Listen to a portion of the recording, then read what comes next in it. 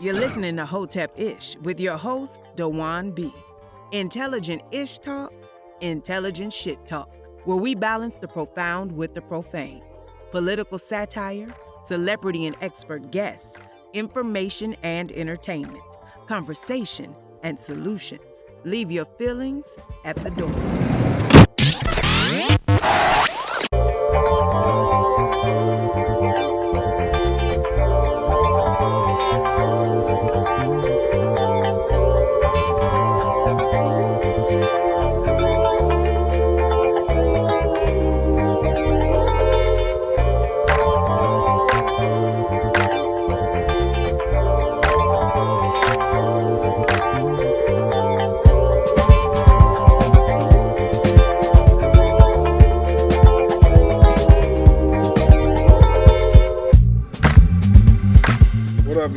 What up, y'all?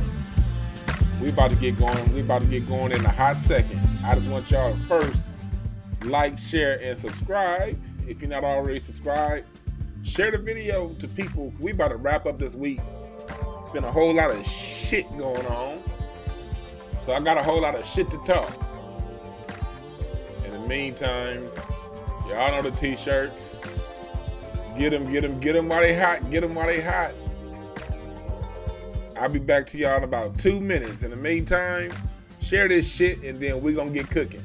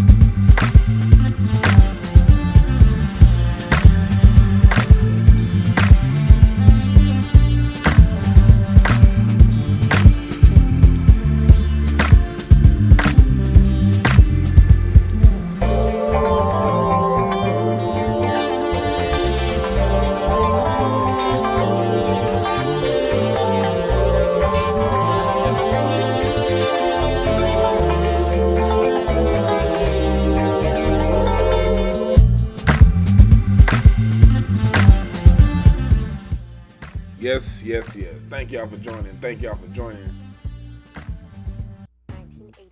We about to get it in. I'm over here listening to my neighbor argue with her son. It should be funny as hell. Tell me something. I'm gonna kick you out. You ain't kicking out a goddamn thing. Ain't kicking out shit. But every day I gotta wake up and hear this shit out my window. God damn it. Stop arguing, because you know you ain't gonna kick out a motherfucking thing, lady. Oh, I'm glad I got this mic that don't pick up outside sound, because goddamn, my neighbor be loud as hell. Savannah, Georgia in the building. Psych 333. Russell 50, what's up? What's up, not just a pretty face? You got here live. Gio. What's up, Midnight Green and Moses? Thank y'all for joining. Somebody said, "Are they blocked?" How you not? If you're able to type in the chat room, that means you ain't blocked. You dig? What's up, Jay Marcus? Yeah, Bay Area in the building. I love the Bay Area, man. I love the Bay. I wish I could have spent more time up in the Bay back when Oakland was still black, all black. I wish I could have spent more time up there back in them days, but I wasn't going up to the Bay a lot. I started going up to the Bay a lot more after gentrification. And that sucks. Same thing with New York. I didn't really get to experience Black Harlem. I didn't get out there until they started putting Banana Republics up in that motherfucker. Happening down here in LA too. Gentrification is real. I said greetings from Reseda. Oh yeah, Reseda. I went to Cal State Northridge, so I spent plenty of time in Reseda when I was at CSUN. Dallas, Texas. I got to get back to Dallas, man. That's where all my family is. Got a lot of family in Dallas.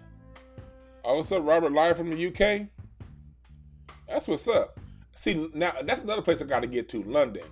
I've been doing like a lot of family research, and my white side of the family, I'm able to go all the way back I've gotten all the way back to the year 1500 in London. Like I have like a fuck ton of family going back 16, 17 generations, specifically in London, Middle Essex. So I'm like, man, and we still got some of them addresses too. I need to get to London to see where the cave side of me come from. You feel me? Milwaukee, I do not plan on going there anytime soon. Sounds cool, but it's too goddamn cold in Milwaukee. No. Buffalo, hell no. See, Buffalo is founded by a black man. So is Chicago. But Buffalo is that's Rick James territory. Yeah. What's up, Lamb? To another person from London. I gotta get to London, man. When all this Corona shit closed down, when all this Corona shit stopped, I'm gonna get out to London, man. As long as they ain't making me take a vaccine to get there. If they making me take a vaccine to get there, then London can kiss my ass. Anywhere else that's requiring me to take that goddamn vaccine, because I'm not taking it. Nah, the white side do like cool thing. One thing I found about one of the white side, because when you go back multiple generations, you have so much family. One of the lines of the white side definitely still fucks with the black side. One of the sides that came in from London through Virginia, moved to Indiana. I found out, I've never been, but I found out before this Corona, like every 2 or 3 years, the whole family get together over in Indiana, and they be white folks and black folks. I'm like, oh shit, I didn't know that. They gonna feel crazy than a motherfucker. They see my pro-black militant ass showing up. Yeah. What's up, Mike Check? You right here. I ain't leaving California, Big Kuya. I'm not leaving California. I like visiting other places. I love visiting other places, but as far as living, I'm an LA cat. Family been in LA since the 1920s on both sides, you dig? When both my grandparents on both sides met at Jefferson High School. Hey, I got deep LA roots. A lot of these cats, that's why I understand LA so well. A lot of people, y'all go back and check out my broadcasts in LA. People be having LA all fucked up. And what it is, you got people who just moved out here from the middle of nowhere. They meet somebody else who moved out here from the middle of nowhere. And since they both met in LA, they both blame their little bullshit ass interaction on LA people. When neither of you motherfuckers was from here in the first place. My city be getting shitted on like no other by people who don't belong here. Go back to your small little city and leave us the fuck alone if you don't like the traffic.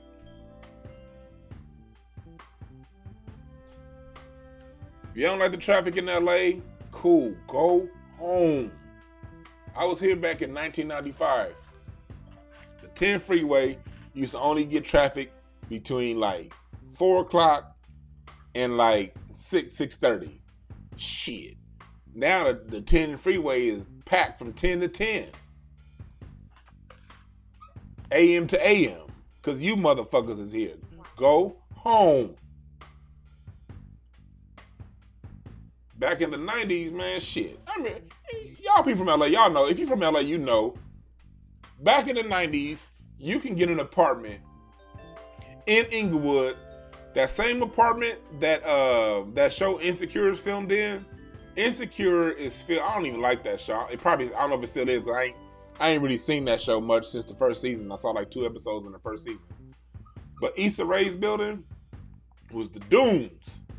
The Dunes is right there on the corner of Eucalyptus and Hyde Park. That's where they filmed Insecure, the Dunes. The Dunes was a notorious building back in the 80s and the 90s. I had a friend that say right down the street, man, you didn't go up in them fucking dunes.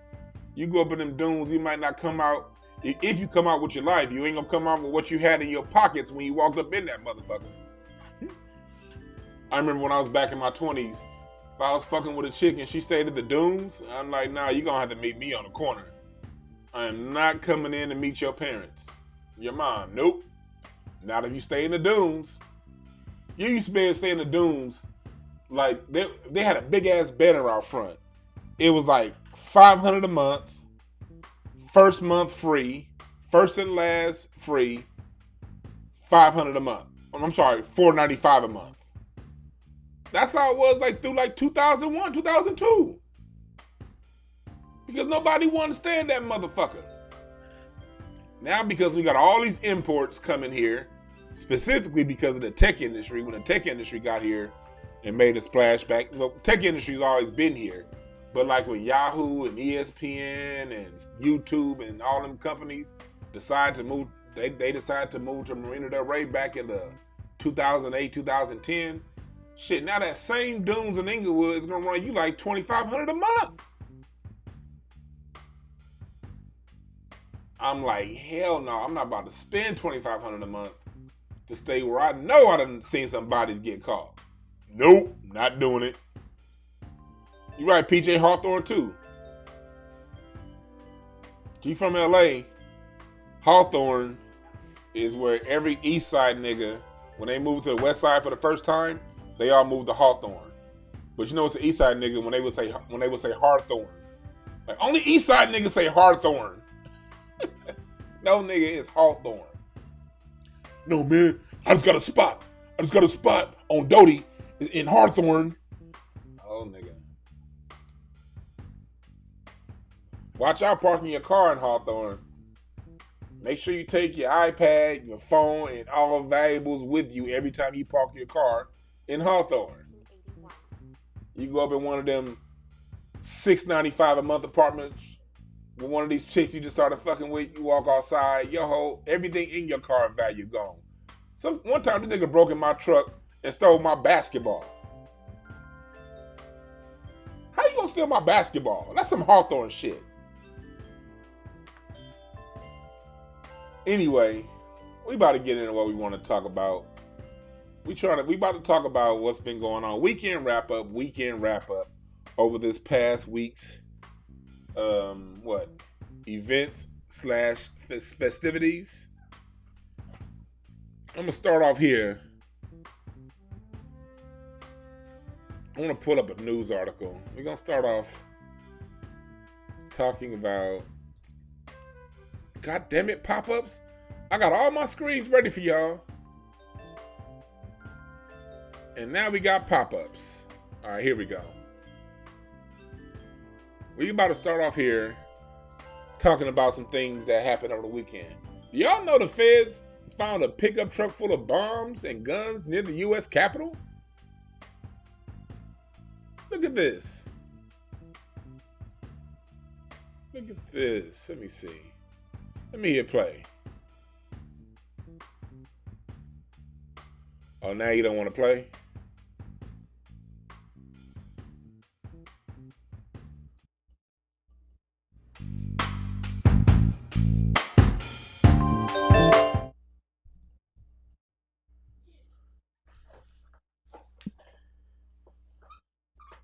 Pay attention to this, then we're going to get right back to talking.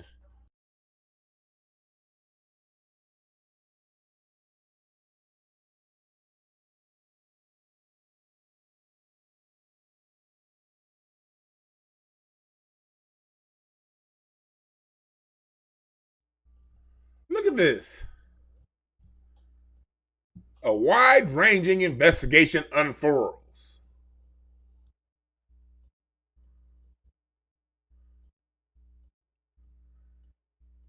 Y'all see these images?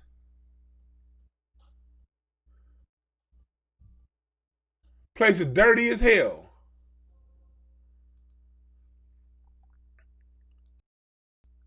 This is why I bring that up. 1981. This is why I bring that up. With the Capitol being defaced the way it did, these motherfuckers brought in bombs. And so far, it's only like 60, 70 people arrested. And they're going around. My big concern about a lot of this is, with all this going on, the media is doing what they can to make it a Trump thing, as if Trump is the reason why all of this is going on. Trump, we all know, is a racist thug with a bunch of racist thug followers. But these thugs been thugging long before Trump. They've been thugging long before Trump. Trump is just the blister on top. He's not the infection that's underneath. A pickup bomb full of trucks. Y'all remember this man named, not Theodore Kaczynski, that was another white rape murder. What was Timothy McVeigh? Oklahoma City bombing. That was 1995. My concern here, and the reason why I'm having this broadcast, is the messaging. We have a lot of people who are young, and as adults, we have to be very cautious of how we message these current times with the children. The reason why I say that is because if we successfully allow them to pin all of this on Trump, we miss an opportunity to talk about America's past and who America is and who these people really are. And we're setting another generation of black children up to be duped and be fooled like we were. Because I don't know you guys' age, but I'm a child of the 80s. And every Martin Luther King Day will be the day that in my black history, they all come together and they re-message the things that happened in the 60s. They made it seem as if, during the 60s, black people won. We got civil rights. Martin Luther King marched. They didn't mention Malcolm X. And now we have all the rights that our ancestors wanted, and we can go back to living our lives.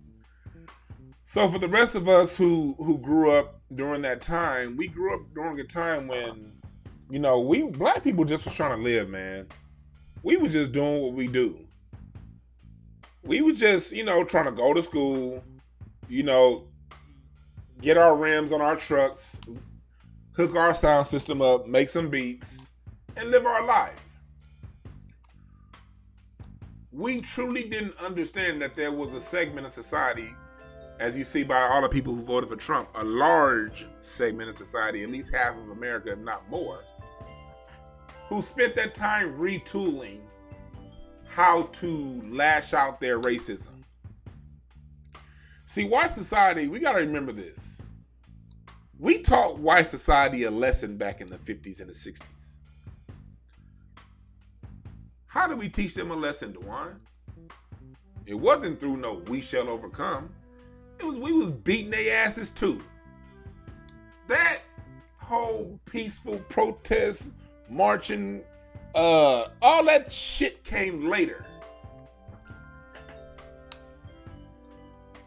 Late 50s, early 60s, white folks, black people were giving white society the business.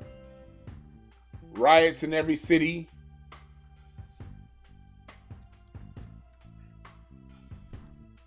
Shooting back. For you listening, I didn't say proactively, people, for any of you alphabet motherfuckers listen, I ain't advocating for shit. I'm just talking historical perspective. Talking historical perspective. How do we know that we put some pain on them and made them switch? I always say, hey, if you want to know that, go to the EisenhowerFoundation.org and type up the Kerner Commission report. The Kerner Commission report, I plan on doing a full broadcast just on this report. I'm not going to go all the way through it today because there's some other things I want to talk on. This Kerner Commission report probably needs a 2 or 3 part series discussion. Either that or I'm gonna need like 5 hours straight to break it down, and I ain't about to talk to you niggas for no 5 hours straight. But the Carter Commission report was a report done back in the 60s. And it basically talks about, why black people were turning up so much. And in the report, it says basically, I'm just scrolling, so y'all know I'm not bullshitting. I'm on the website for you. You see EisenhowerFoundation.org. If you're looking at my web browser there, you'll see where you can pull this up yourself. I encourage you to read this report yourself. Because when it comes down to it, this report basically surmises that the reason why there was so much so much shooting and rioting and all kind of shit going on is because white society promised black people through the civil rights movement a bunch of shit that they're never going to give us. Also in this report, it talks about how when the black society is adequately resourced, we're very peaceful people. The most peaceful people in the country when we got our shit together. So when they put this together, like you see, they put together, they said they could put together a task force to help stem the tide of racism within black community. 1968 comes, Eisenhower doesn't run for re-election, Nixon runs, Nixon sees his report, and then he used this report to see the weaknesses within our society and creates a widely known thing called the war on drugs to get at black society. Why am I saying all this? During this time, after the civil rights movement, when black people thought that we were getting some things, and we got a few little trinkets from the government in the 70s, white society was retooling. White society realized they can't just call us nigger no more. We'll beat your ass if you do. White society realized you can't just outright discriminate against them. They'll see it and they'll beat our asses for doing that. So then they developed something called the benign neglect policy, which is still in position today. Acknowledge black plight, acknowledge black suffering, but don't do shit about it. Well, when it comes to white society's always gotten tangible benefits from this society. And over the last 50 years, those tangible benefits have gotten less and less and less and less. Now, we're dealing with a white society who's fed up. What does a white society do when they're fed up? Who's the first target? Who do they look at? Why do they go after the government? Let's answer those questions. The first target is black people. By proxy, the federal government. Follow me here. Why did I say it? That sounded confusing. Let me clarify myself. So I don't like confusion. Like I said on my last broadcast, the federal government has always been the thing that white supremacists see as the barrier between them and the niggers.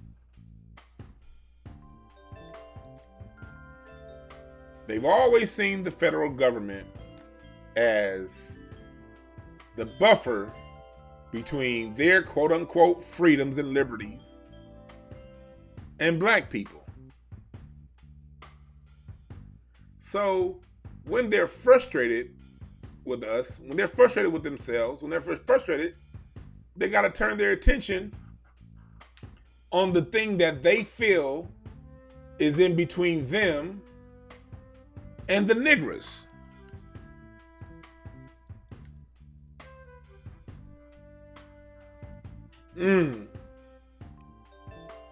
That's what we see going on right now.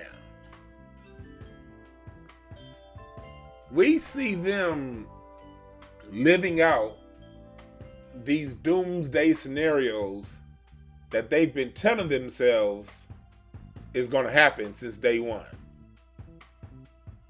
Look at these books I just put up on screen. These two books are two books that white supremacist society looks at and reads as manuals as to how to live in America. Camp of the Saints and the Turner Diaries. These books are about getting government out of the way so that they can have free reign on black society. While we were throughout the 80s growing Jerry curls, new cars, gold Tifus if you in Dallas. While we were raising our children to make the NBA, they were raising their children under a different kind of doctrine.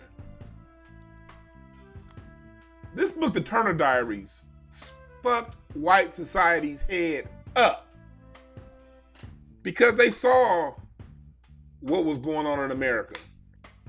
They saw black people doing better and it freaked them out. White society's barometer for how it's doing, Nene Fuller talks about this. White society's barometer for how it's doing is how bad black people are doing. In the 70s, you got these Mean Joe Green commercials with him throwing his jersey to little white kids, drink a Coke. 80s, you got Michael Jordan, Bo Jackson. You got your little white kids throughout the 90s wanting to be Tupac, wanting to be Biggie, wanting to be KRS-One. And that fooled a lot of black people. A lot of black people thought since these white kids are growing up on black music and they're loving black culture, maybe they'll love us. And I remember growing up in the 90s hearing that a lot. Man, these new kids, man, shit. They like the Chronic too, shit. I got a white homeboy. He know every Dr. Dre lyric better than I do. Let me give you a little cue, black people. Let me tell you something. Our culture is dope. So of course people gonna like our shit. It's dope. We need to stop being fooled by people loving our culture, thinking that means they love us.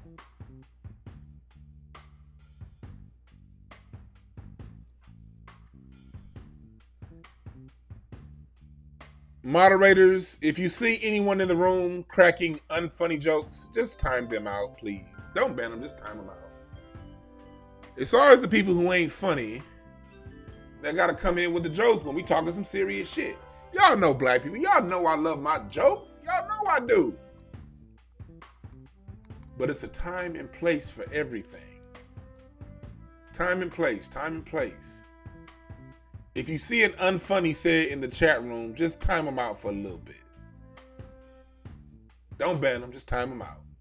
If it's funny, you can keep them in here. If it's funny, then yeah. But you see, it's a 99% chance whatever they say ain't gonna be funny. So, because we in here trying to build on some real shit here. Our backs are to the walls as a society, and we have to know where the exits are. We have to know what's going on. So let's focus here, people. Let's focus.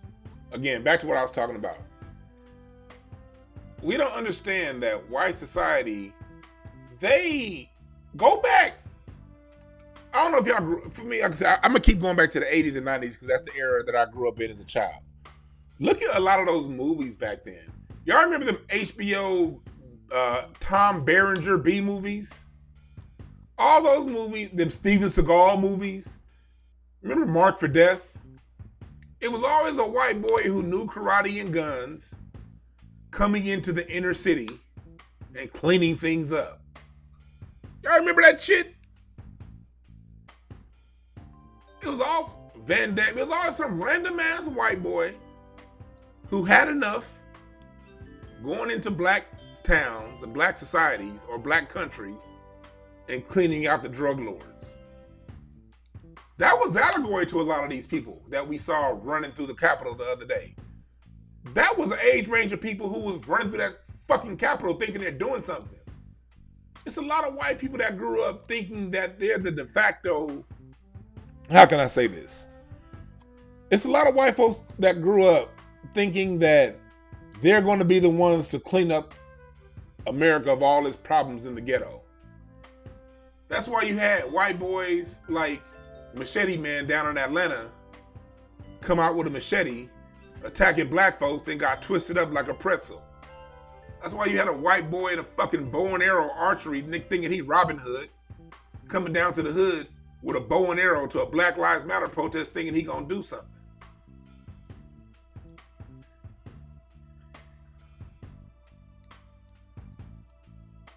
Hey, not just a pretty face, I feel you. Mark for Death was the shit. Come on now. I'm not shitting on the movie. I know Steven Seagal's a racist piece of shit. But I love them movies. I still love Mark for Death. I still love Out for Justice. I still watch Hard to Kill, Under Siege. Y'all remember that movie, The Principal? It was always a white boy who was a principal of an inner city school. And he found the black drug kid and he was going to whoop his ass and he was shooting him. Man, I love all the movies back then, man. Those are the movies of my childhood. Look, if a Steven Seagal or a Tom Berenger shitty acting movie came on right now, you know what I'm going to do? I'm going to roll up a joint and watch that motherfucker. But we black folks, we saw the shit as entertainment and we kept going about our lives. These motherfuckers you done seen running through the Capitol, they see themselves as Steven Seagal. Didn't know that, did you? They see themselves as the one coming into the inner city cleaning things up. And if they gotta bomb a government building, so be it. That's how they think. This is how they think. We got 215 here in the chat, 101 likes. Hit them likes, please. Share, because this is information for us. This is information. You're right, I Am Manifesto. Charles Bronson movies and Chuck Norris. Them Chuck Norris movies, man. Delta Force?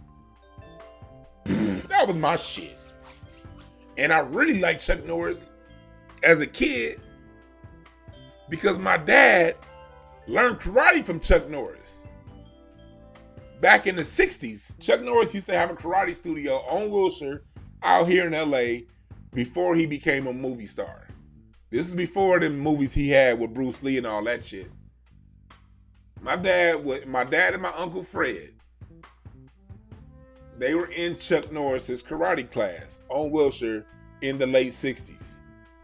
So and Chuck Norris had red hair and my dad got red hair. So I was a big Chuck Norris fan. Didn't find out until I was much older that he was a racist piece of shit. But hey, Chuck Norris taught my dad karate, so fuck it.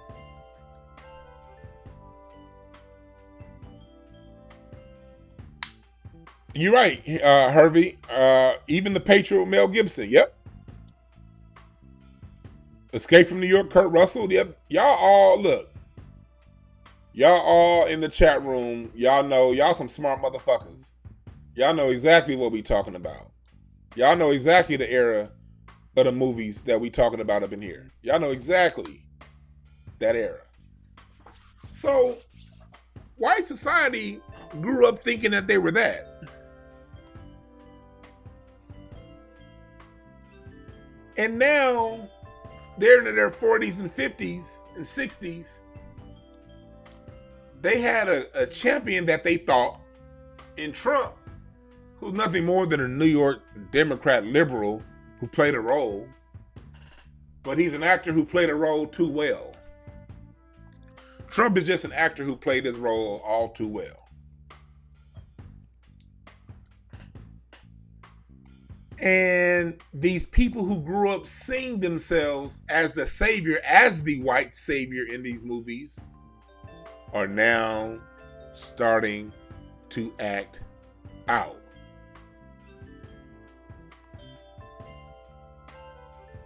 They're now starting to act out.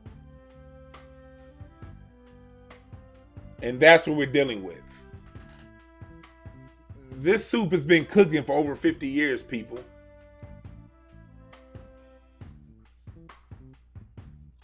When did things start to get more extreme? How did things get from where they were to where they are? Let's go down a little bit of timeline, y'all. Remember this.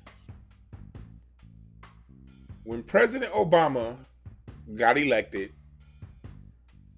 in 2008, his election prompted a surge in gun sales. At the time, the day after Obama was elected, y'all see here on the screen, y'all can pull the article up yourself from The Guardian. As you can see highlighted in yellow, this article is more than 12 years old. The way to study things from an honest point of view is to look at and see what was going on at the time. You can't look back 5 years with today's eyes, let alone 10, 20, 100, 200 years. When you want to look at what was going on, you got to see what was written at the time these things were going on. Because like now they'll tell you, okay, Trump is the reason why these racists are starting to act out. Or they'll say Trump is the one that got them going when Obama was president and his whole birther movement. And I was in a clubhouse room the other day, and some people were talking about all those when because on this Trump documentary that they have on Netflix, they try to put it on that day that Obama kind of clowned Trump at the Al Smith dinner. I think that was 2012, 2011. Whatever it was the same day that that they took out supposedly Osama bin Laden. They had that dinner that same night, and Obama kind of riffed and talked about Trump. Well, that's revisionist history. That's liberal white supremacists going back to rewrite history. That's not what got these people started. Obama wasn't in office when these motherfuckers got started. They got started the day he got elected. Read this article. Panic buying. Guns, guns, guns, guns, guns. It's a nigga in office, let's get guns. And that's why black people, I say we need to get off this voting based on color. You vote based on ideas and agenda, not color. Hell, LA smart enough. We got Jackie Lacey, Scottie Pippen looking ass on out of there. She was a black woman. We replaced her with Garcon, and Garcon's already looking into police backgrounds, and he ended cash bail here, and he's done, and he stopped these gang injunction laws. You don't necessarily need a black person to do it. You need a person with principles. Because what happens is when we elect on color, black society faces the backlash. Listen here. Black society faced the backlash, but get none of the protections. Someone said, stop talking trash about Obama. Let me tell you something from the bottom of my heart. Fuck President Obama. Fuck him. Fuck Obama. Fuck President Obama. Let me say that one more time, because I think I was stuttering the first time I said it. Fuck Barack Obama.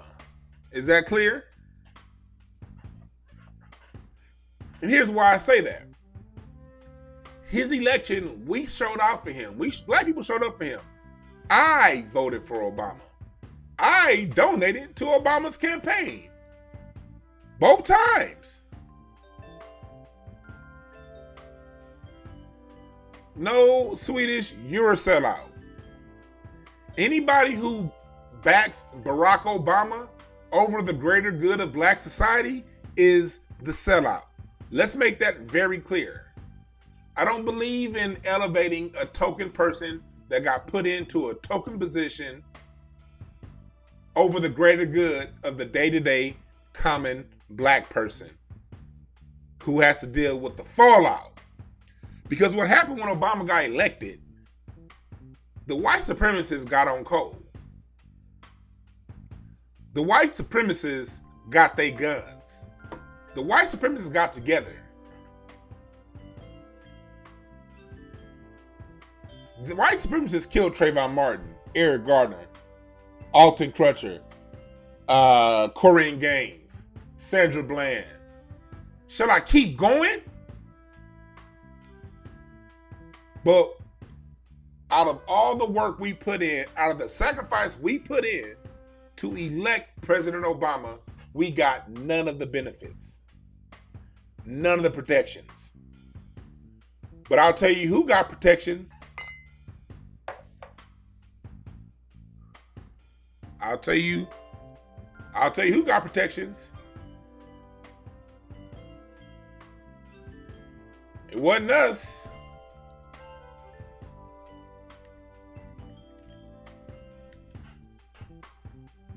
It wasn't us that got protection. When all was said and done with President Obama, black people faced the lion's share of the problems, but got none of the protections. But you know who got protections? Yep, you see it on your screen. The rainbow colored people.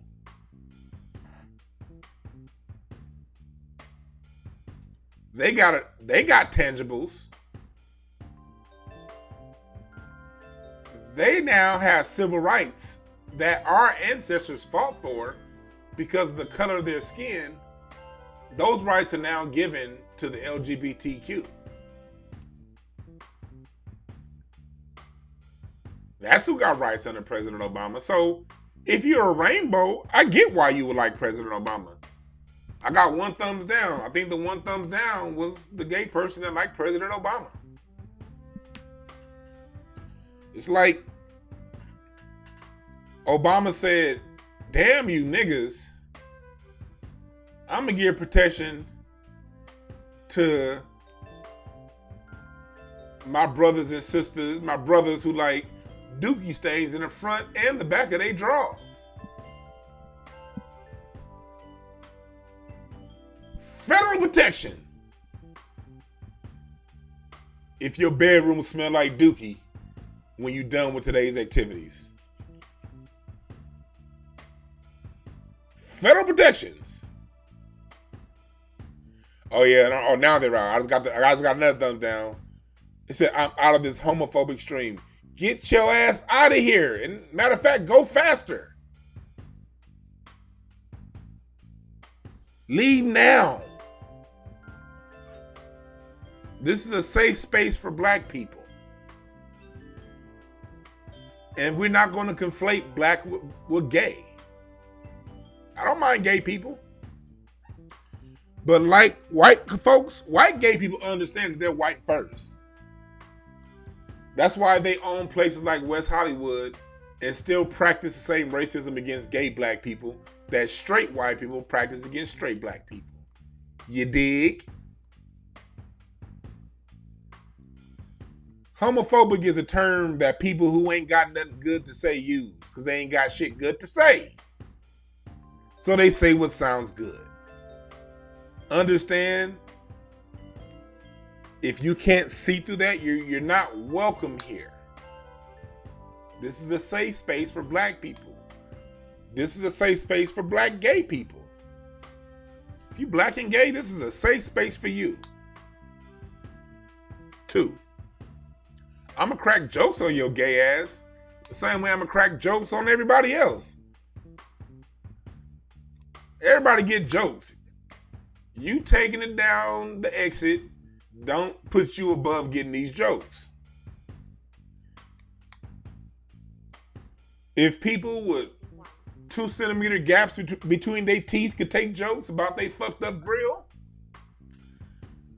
you could take a joke about getting pounded in the ass. If ugly people could take jokes, because there's a lot of ugly motherfuckers in here. Let me tell y'all, there's some pretty people, but there's some of y'all ugly motherfuckers in here too. If an ugly person could take a joke, so can a gay person. Look, I'm fat. And I host this show. My fat ass got to deal with fat jokes every 2 seconds. You think I give a shit about being sensitive to somebody? Look, if you could take a dick in the ass, you could take a joke. I appreciate the Cash App donation. Yeah, keep speaking the truth. You're right, original man. Even the rainbow symbol was stolen. Matter of fact, I did a whole breakdown on the rainbow symbol. Maybe about, I gotta go back. I don't know which episode it was, but this is back when I only had like 10 subscribers on YouTube. I did a full breakdown on how the rainbow evolved. It was created by the Black Panthers, co-opted by Jesse Jackson, and it was used by black people to show that, hey, we get along with everybody. That was what the rainbow was about. It was a black liberation symbol stolen in 1978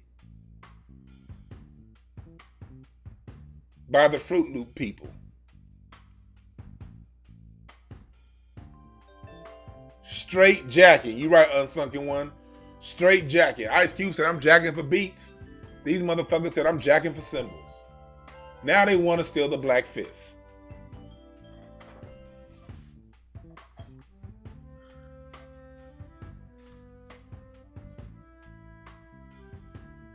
So let's be clear. This is a safe space for gay people too. But understand, the priority is helping spread information to black people and those who want to know what the game is. Those who can set who they want to fuck aside for a couple hours and listen to some information, this is a safe space for you too. Understand that jokes is just jokes, and I love you the same. I love you the same. But be very clear. I appreciate you, another Cash App donation. I appreciate that. Let's be very, very, very, very, very, very clear.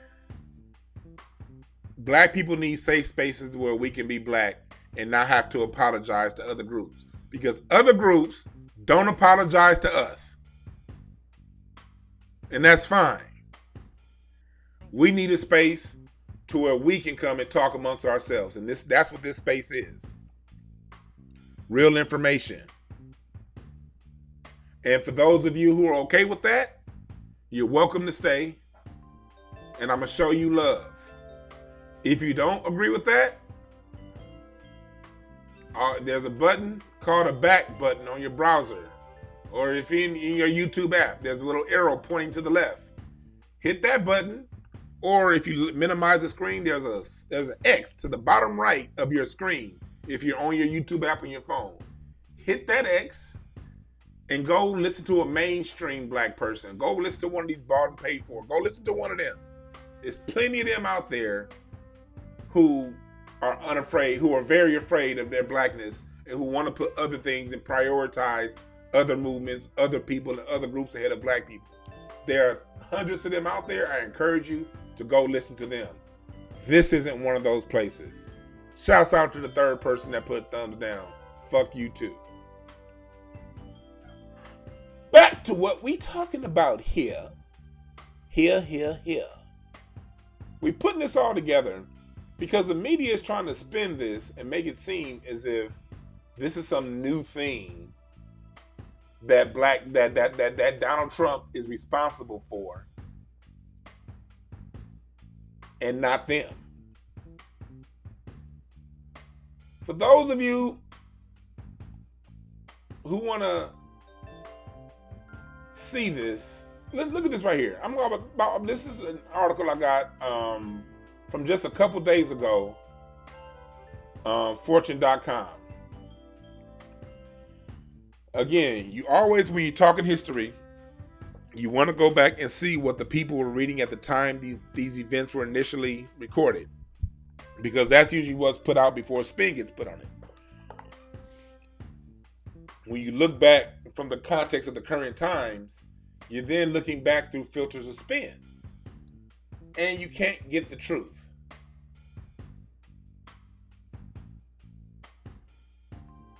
Look at what's going on right here.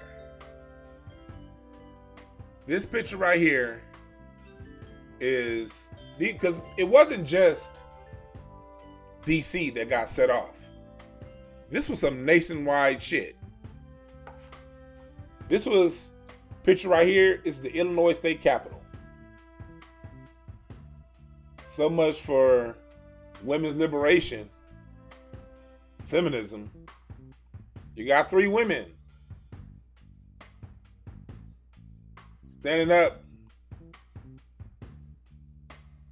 for somebody who obviously hates women. But that argument can be said for both sides, because Joe Biden is just as dirty as Trump. Oh, the problem is feminism, is sex. But look who these motherfuckers voted for. Whether you voted for Trump or whether you voted for Biden, you voted for somebody who's a sexual creep. Either way it goes, you voted for a sexual creep. Don't spin it. Tell the truth, shame the devil. Look at this one. This is here in LA.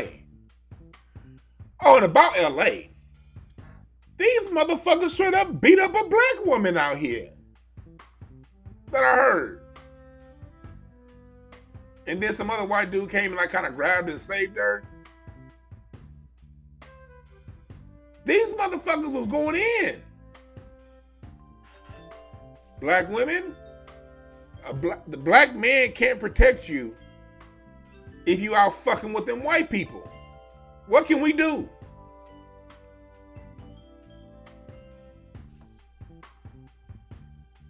Hey, that was a good one, Iron Manifesto. That's a good one.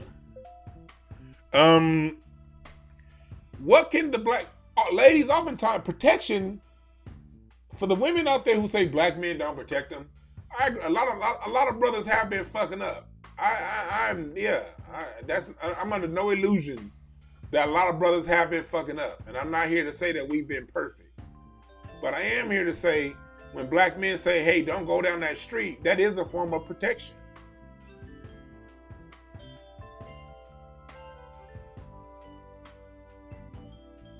That is a form of protection. Don't go down to no white on white rally expecting a black man to come help you. Shit. What the fuck can we do when they got the numbers and the law on their side? Because mind you, this shit happened right across the street from Parker Center. Parker Center is the LAPD headquarters, named after Chief Parker. Chief Parker was the white man, was a police chief that convinced that he's the person that was responsible for recruiting LAPD officers out of the South, down in Alabama, Arkansas, Texas, Mississippi. If you're over 6 feet and you're white and you're in the Klan, you can have a job with the LAPD. This is facts. That's who Chief Parker was.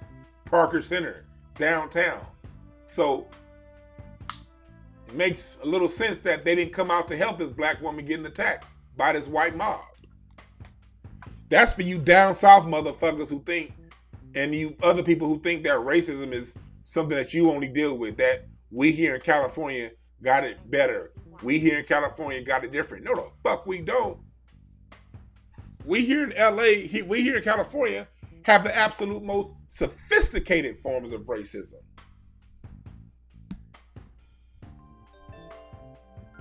So when we talk about racism, we got something to teach you niggas. Because the bullshit that they start here always reaches the rest of the nation at some point. That's why crack started here. That's why SWAT teams started here. That's why the war on drugs started and got off the ground and the rules were written here. 3 strikes laws here. Gang injunction laws that put 20 people behind bars for one person shooting somebody in the hood. All that shit started here. You got to remember that.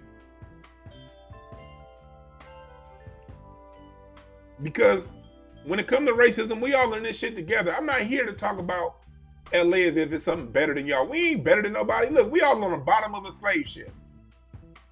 And before we sit around and run around dick swinging about who got it worse, about, oh, y'all from LA, and y'all should have it like that. Or LA niggas going around thinking and some LA niggas, I've seen this, go around to other parts of the country thinking you know a little bit more because them people speak a little bit slower because they move a little bit slower. Shit, you better leave that ego shit alone and learn from one another. Fuck with one another, teach one another, help one another, because dick swinging over who got it worse ain't gonna help none of us. But what we can do is compare notes. Me being an LA nigga, I can tell y'all how racism is happening out here, and I can put a message in the bottle and send it to you motherfuckers in the Midwest and down South, and you motherfuckers in the Midwest and down South can say, hey, look, this is how racism is fucking us over here, and send notes to niggas in New York and LA. And New York niggas, get off y'all fragile ass egos and start to speak with the rest of the nation. Stop acting like just because you from New York, you better than motherfuckers. Hip hop did not start in New York. A fucking party started in New York. Get up off y'all high horse, god damn it, and realize that we black. And if you black, you're gonna deal with different forms of the same shit. Mic drop, nigga. If you black, you're gonna deal with different forms of the same shit. Look at these motherfuckers. Iowa State Capitol. They got up in the Iowa State Capitol. Is the national news covering that? Armed men at the Michigan State Capitol. Hold on. No, it's not Michigan. This is Michigan. But do y'all remember last month, just 2 months ago, there was an armed white militia that tried to kidnap the governor of Wisconsin? And one of the dudes that was in that brigade to kidnap the governor had just gotten out of jail.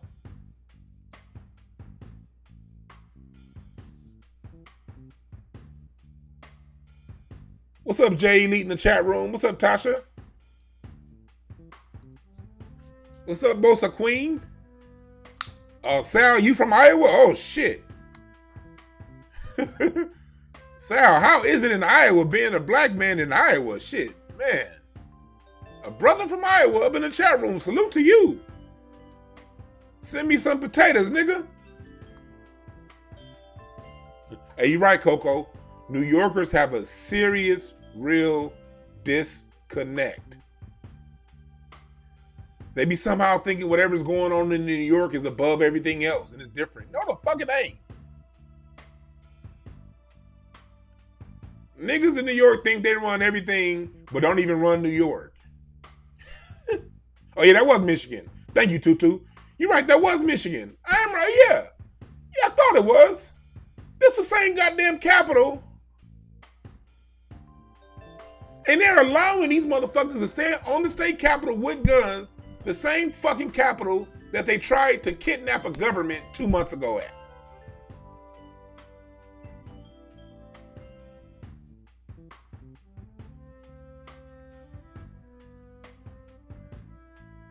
And they want to tell us that this shit started with Trump?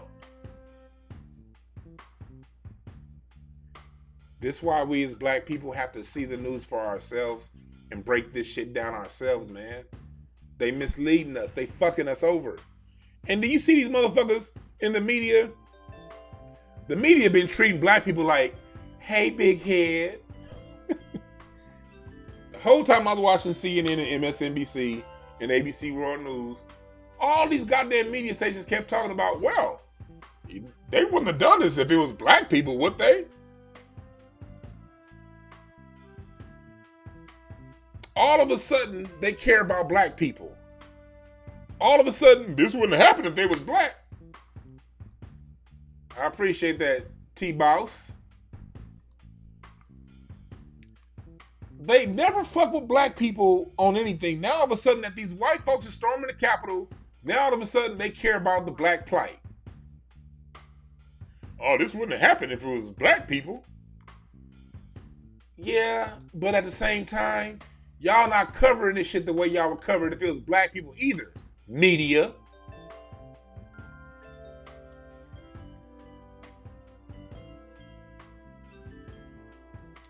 So they coming to us like, hey, big head, hey, black people, hey, we're on your side. Look, black people. We're acknowledging your plight, black people. Hey, you can watch us again, black people. Look. We're pointing out how the police treat you different. Black people. Come join in against these bad Trump supporters, black people. Because look. Big head, we told you. We're telling the truth now. You can trust us now, black people. Fuck out of here.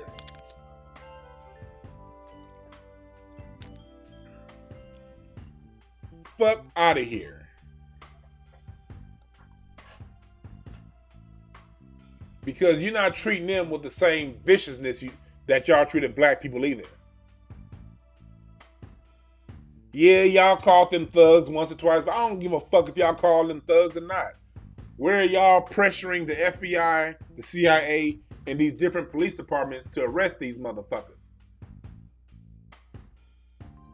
It was more black people arrested last night at the Delamo Mall for a fight than it was in this whole motherfucking protest nationwide.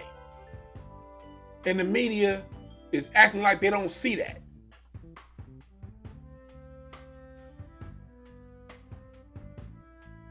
You're right, Coco. It is amazing that we're all still sane. That goes to the testament of black people. And that's why, again, I want to take a special shout out to everybody who tunes into this broadcast.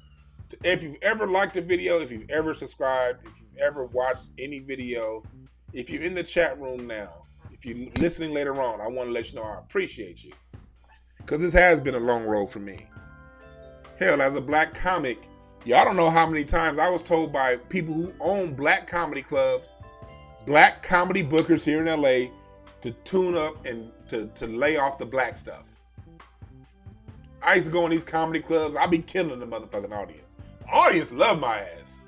Then the minute I get off stage, I had to deal with a black comedy booker or a black promoter saying, hey, lay off the black stuff. You know, you might want to cross over. You know, Dwann, if you didn't say as much black, maybe you'd cross over, you know?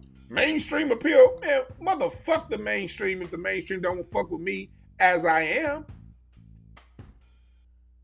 I've always known, man, if I go hard for black people gonna go hard for me. Because it's in our nature. We are good people. We're loving people. We're giving people. We're caring people. Black people, the only difference is black people know what's real and what's fake. And if black people sense fakeness inside of you, they don't really fuck with you like that.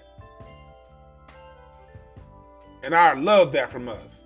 People would always say, you know, they would go, because it's real easy to get jokes at the mainstream comedy clubs. It's easy to get laughs. When you go to a comedy club and crack jokes on stage, as funny as I am, laughs are a dime a dozen. That shit is easy. But when you go to the hood rooms, like the family room, like the Sugar Shack, all the ghetto, y'all who watch 5150, y'all heard Corey Holcomb talk about the family room. That's where I did most of my comedy. I went right to the hood. Because niggas ain't gonna just laugh because you said something funny. You gotta give black people your all if you wanna laugh. Same thing with music. If you want us to get up and dance and music, you gotta pour your heart and soul out on that stage if you want it. Black people don't give up nothing for cheap. And I appreciate that about us. A lot of people criticize us. I appreciate that.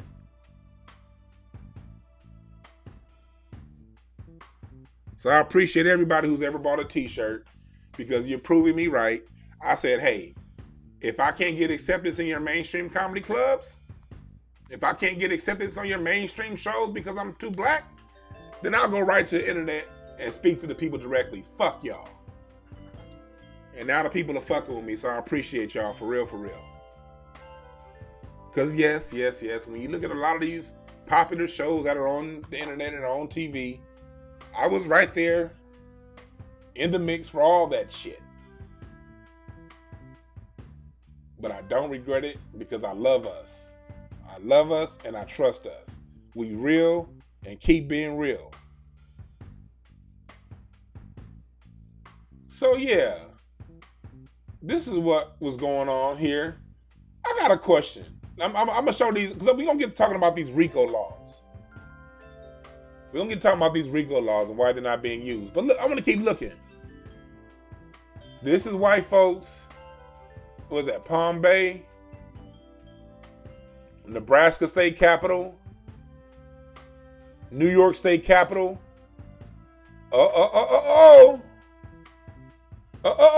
Look at this here. Wait, before I get to that, I'm going to get to my RICO laws, and then I'm going to come back to what we see right here. Here in LA, we have these RICO laws, these gang injunction laws, where one black person shoots somebody, 40 go to jail. Why ain't these same laws, these RICO laws being used? And these RICO laws are now nationwide. They started in LA, but they're now nationwide.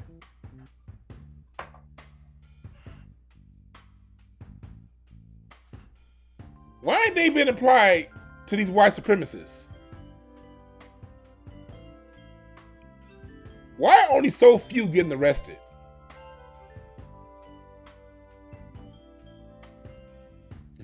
Deep Impression said I turned into a dragon on Foxhole. Oh yeah, that Foxhole don't want me back. Foxhole, if y'all go back and watch my second broadcast, they spelled my name wrong, and they didn't ask none of the questions that they told me they was gonna ask. Foxhole did not like when I went up there and stayed black.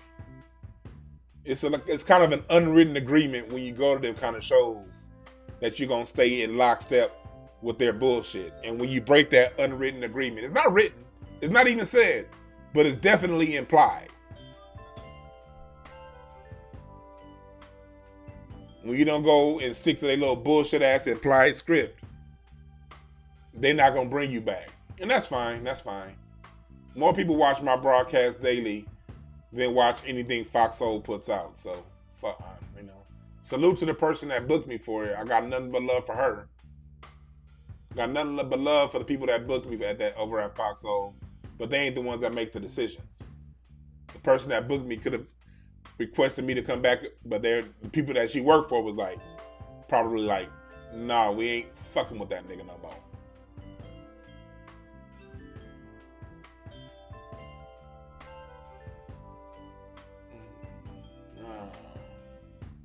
So yeah. Hold on. Let me look at this here. Let me show you guys something. Here, let's get back to the RICO laws. They're not using RICO laws to get these people.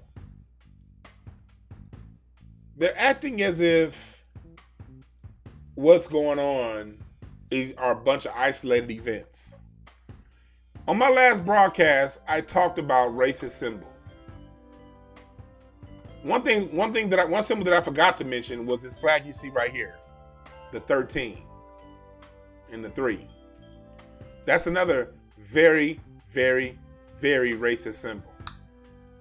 They're going back. They're talking about, when you see that, they're talking about America back during the time of colonization, when slavery was still the law of the land.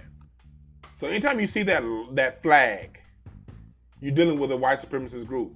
And look at the other flag right here. You see that yellow flag right there? That's the Gaston flag. Oh, thank you. Another Cash App donation. Appreciate the content. I appreciate you. Thank you again for the Cash App donation.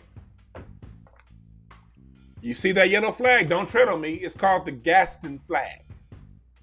I talked about this in my broadcast last week. I don't bullshit y'all when I bring y'all information. I'm not bringing you niggas information unless I done researched it myself.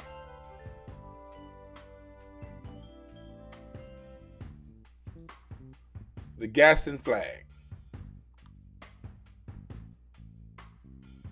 And the 13 colony flag. When the FBI said that white supremacist groups have successfully infiltrated law enforcement, and that when the FBI also said that white supremacist groups are the number 2 threat to national security behind global warming, basically behind massive natural disasters, not global warming, natural disasters. The number 1 threat to national security, of course, major earthquakes, hurricanes, floods, natural disasters that you can't control. Right behind that, it was white supremacist militia groups. Question: if white supremacist militia groups are so dangerous, why aren't they using RICO laws to round up and convict white supremacist groups? I want to know. Why aren't they using their laws that are already on the book to convict them?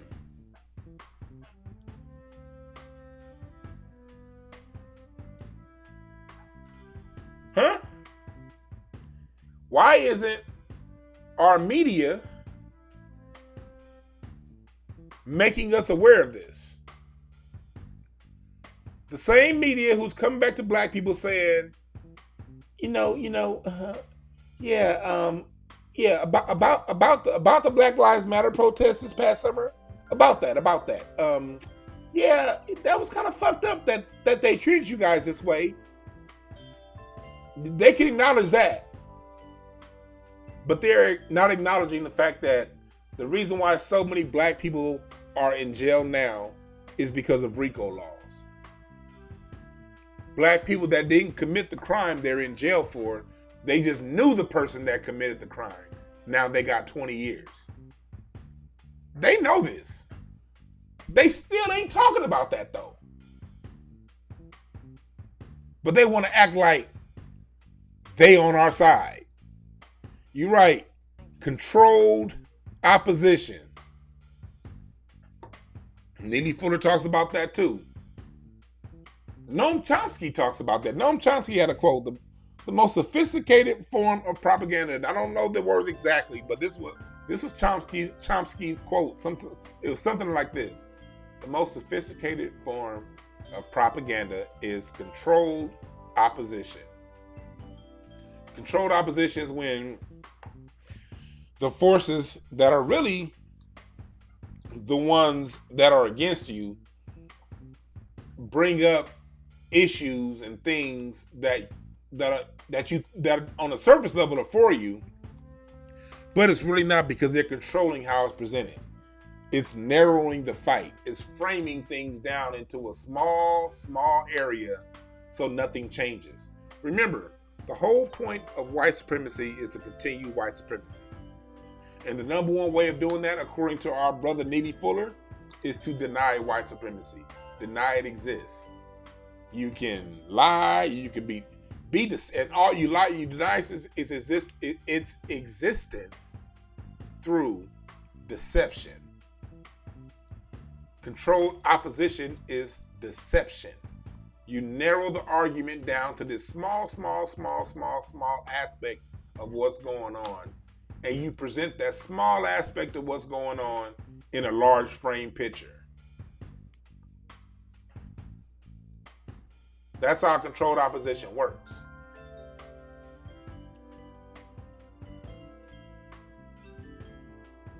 Why am I bringing this up? Oh, y'all saying some real shit in the chat room. He said Noam Chomsky be on point with his wicked ass people.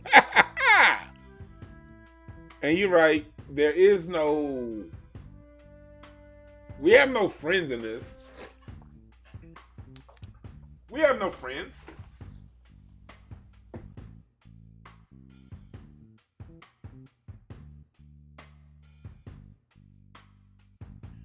Because when I was out looking on the news at what was going on, I saw a lot of Latinos for Trump out there rioting. They had protests in Japan for this.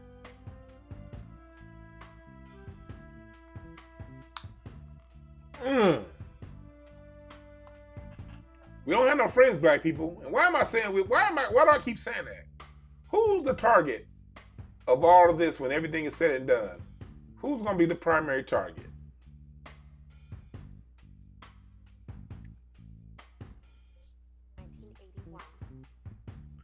I appreciate the Cash App donation. Thank you again. Oh, see, y'all been showing a brother love this Sunday morning on the Cash App. I appreciate y'all. This one right here, Stacey Abrams. Y'all notice they've been parading Stacey Abrams around for what she's done in Georgia? Saying that Stacey Abrams this and Stacey Abrams that. Look, if Stacey Abrams is that goddamn powerful, she'd be the governor of Georgia right now.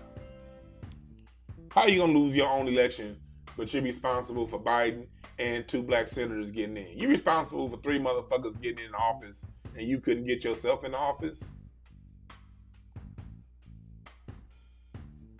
They're giving Stacey Abrams fake praise. They don't like her. Matter of fact, they can't stand her.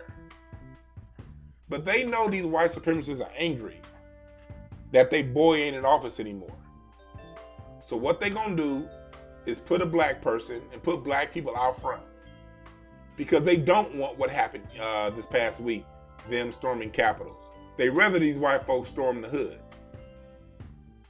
But these white folks ain't got the courage to storm the hood directly like that. They know niggas in the hood been shooting each other. There ain't gonna be nothing to shoot them if they come running down Van Ness.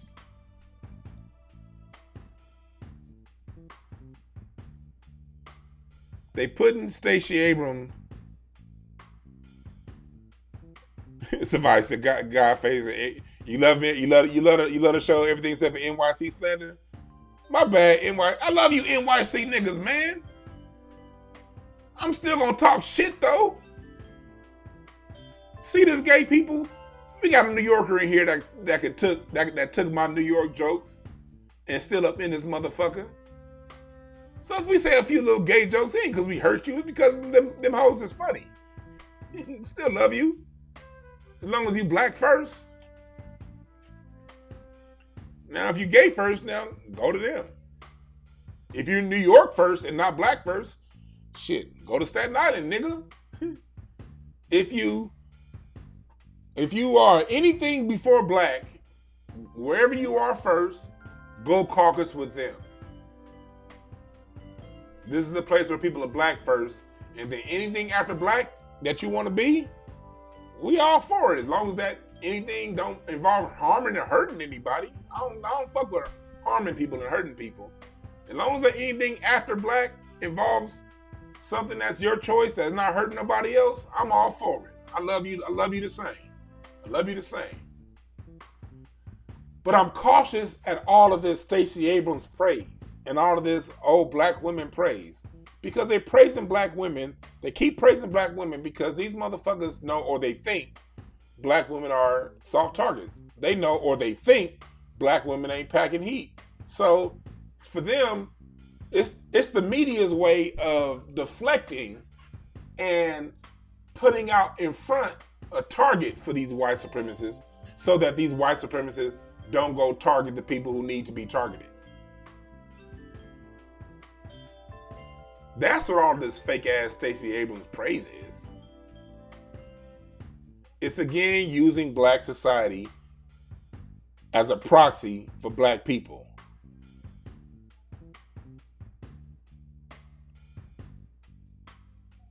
Using her as a proxy for black people. And you're right, Star, gender divide attempt too. They do everything they can to divide the black man from the black woman. When in truth, we are in this together.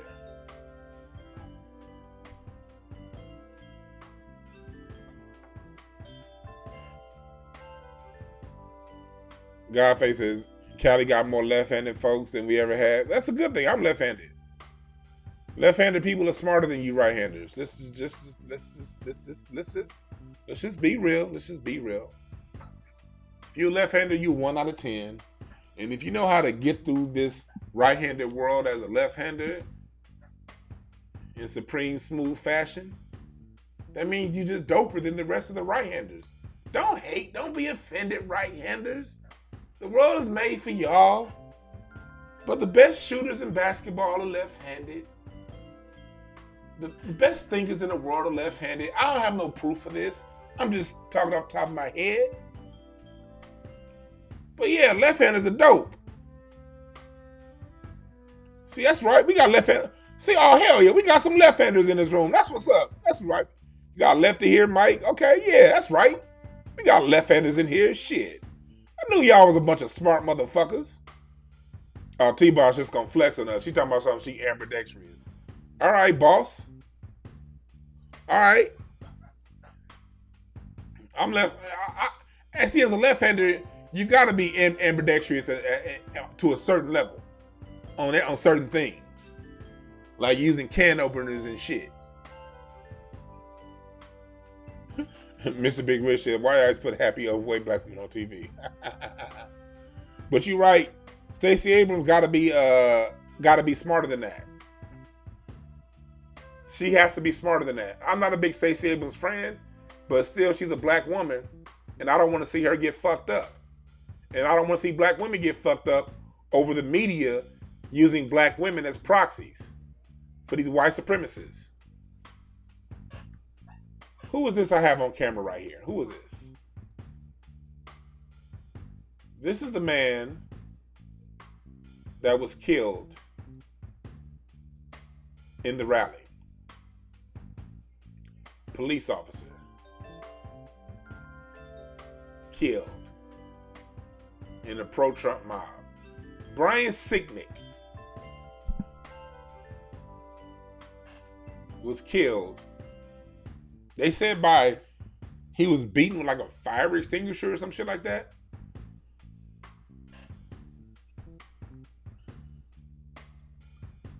Why am I bringing this up? Why am I bringing this up? Because he was killed by the Blue Lives Matter people. All throughout that thing, all throughout that bullshit ass rally, all you saw was this: Blue Lives Matter. Yes, this picture is not from there, but you get the drift. You saw a whole bunch of these Blue Lives Matter flags, but a blue life got killed. Have you ever seen a blue life get killed at a Black Lives Matter rally? And I don't even fuck with Black Lives Matter like that. But they ain't killing nobody.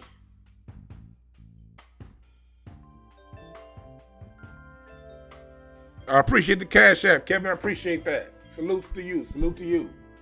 Thank you again on the Cash App. But even look at this picture here. Again, you see that 13 flag back there, Trump. Look at this.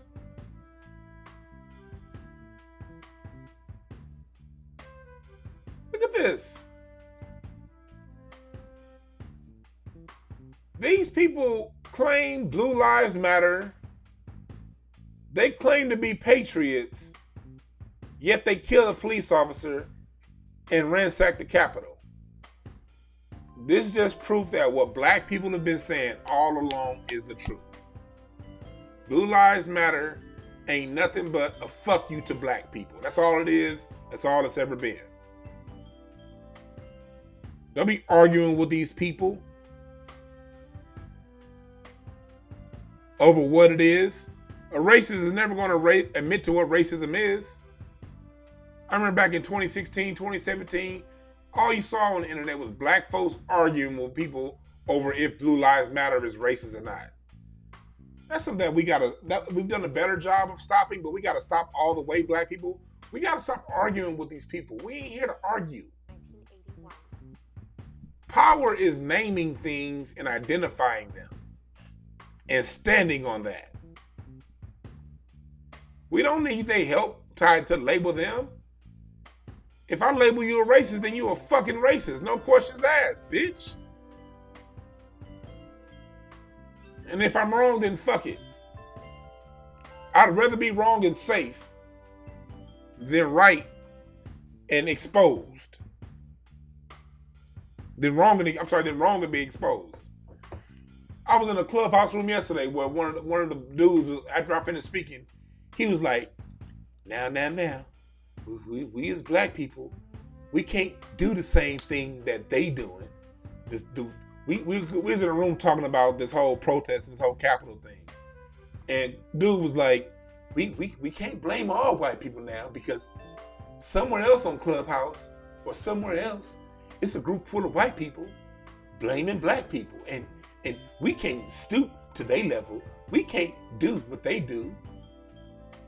I got something to say to people who think like that. Wake up, nigga. Don't be equating their degenerate like plans to how we get down. When black people get down and get to talking about racism and get to talking about how we affect it, that conversation never leads to killing people. And it triple never leads to any plans on how to kill people. White folks had them same goddamn meetings and then draw up plans on how they're gonna put pipe bombs in the fucking Capitol building. Don't you ever conflate us to that. For any nigga in here that thinks like that, stop it. Stop it. Stop it. Stop right now. When black people have these conversations, our conversations lead to, okay, what do we need to do better to protect ourselves from this stuff? And how do we get our weight up so then we can come together as a group of people and organize and help one another out? That's where our conversations lead to when we done talking about white supremacy, is what can we do to protect ourselves from white supremacy, and what can we do to end white supremacy and replace it with a system of justice. That's what our conversations lead to. Their conversations lead to this. Their conversations lead to this.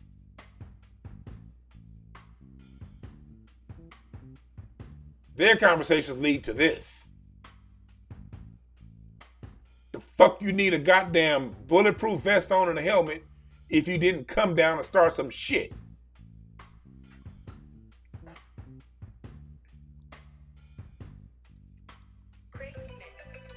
Oh, that nigga Craig, huh? Hotep Craig. Hey. Hotep. Hey. Hey, hold on. I'm doing a live broadcast, my nigga. I'm gonna have to hit you back in about 30 minutes. All right, hit me back, yeah. All right. That was Craig. Y'all tune in to Craig Facts every Tuesday and Thursday, 3:30. Well, usually we don't get started till 4. We say 3:30, but really 4 to 6, where you gonna see straight black men talking real shit. Talking the things that they say we don't do. You're gonna see it happen for you every Tuesday and Thursday on Craig Facts. Tune in. But back to what we're talking about. Our meetings don't lead to that shit. Black meetings lead to building black society, not tearing other people down. Their meetings lead to tearing other people down. And look at this dude behind. You know, the dude we see right here with the 13 flag and the vest, he's the obvious white supremacist. The one I'm looking at is the motherfucker behind him with that Van Damme flat top. This motherfucker's in his 60s and he still got a crew cut. How many niggas did he kill in his lifetime? This motherfucker looked like Ted Bundy's homeboy. This motherfucker back here, this white dude with the flat top, man, This motherfucker cleans his teeth by saying nigga every morning. He just wake up every morning and say nigger, nigger, nigger, nigger, nigger, nigger, nigger, nigger, nigger, nigger, nigger. Nigga, this nigga, he sound like a goddamn diesel truck starting up. Vroom, nigga, nigga, nigga, nigga, nigga, nigga, nigga, nigga, nigga, nigga, nigga, nigga, nigga, nigga. Saying nigga make his teeth white. Shouts out to Paul Mooney. Vroom, nigga, nigga, nigga, nigga, nigga, nigga, nigga, nigga, nigga, nigga, nigga, nigga. Look at him. That's the one you gotta watch out for. That white boy with the crew cut back there is the one that'll smile to your face and then at the gun shop and then turn around and give your home address to them white militiamen that come in right behind you saying, that nigga that just bought that AR-15 and 200 bullets, he live at 125 West Adams Street. Follow him. He look like one of them white boys who put 2 sprinkles of salt on his chicken because anything more is too spicy for him. You can't trust these motherfuckers. These buzz cut white supremacists are the ones you gotta look out for. He look like somebody, he look like the dude that Al Bundy used to always have issues with when he talked about his poke high. Remember on Married with Children?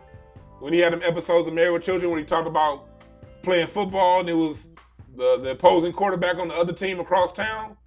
That look like him.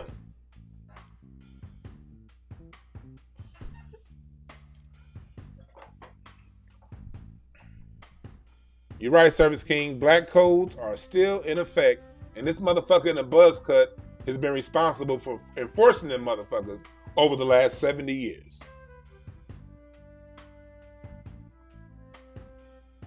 Somebody said like he eat bloody steak with mayo on it. Yeah, right. So yeah, we don't have time to entertain black people who are like that. Black people, get off this respectability shit. That's just done. It's over with. I have 0 moving violations for my lifetime, but I've been pulled over 100 times. How do you square that? How do you reason with that?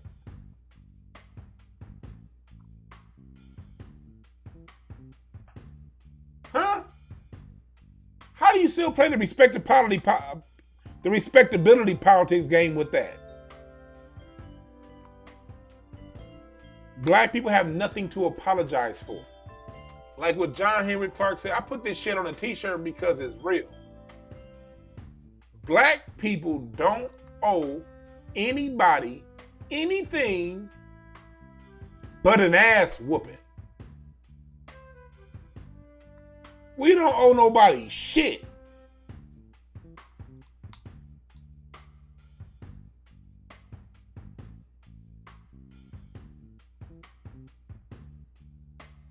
We don't owe anybody anything.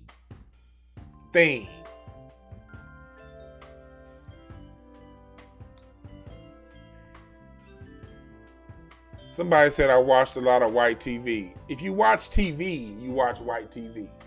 Even if you're watching black actors, you're watching white TV. Outside of Martin and Fresh Prince and a few exceptions, even when you have black actors on the TV screen, your lead writer's name is Herkowitz or Chad. So even when you see black faces, I can guarantee to you, you're watching white programming. I can promise you that. I'm here in Hollywood. I'm an entertainer. I know what's going on behind these cameras. Let's be real. We live in a white world, but yes, I do know a lot about white people because I have studied white folks. I do. I study them. And on top of that, Married with Children was created by a black man. Let's tell the truth. And Al Bundy was the real deal. Al Bundy was the shit. I love Al Bundy. It was one episode of Married with Children. I used to like how he talked about them fat women. It was one episode of Married with Children when Al Bundy was talking shit And the lady was like, "You're going to say that to my face?" Al said, "I would say it behind your back, but my car only has a half tank of gas." That was my shit. Oh no, brother, I didn't take what you said as personal. I'm glad you said it. I didn't take it as an attack. I'm glad you said it. Because I'm glad I got to address that. We grew up, we know white people. We really do. We do. We all do. We all do. We all do.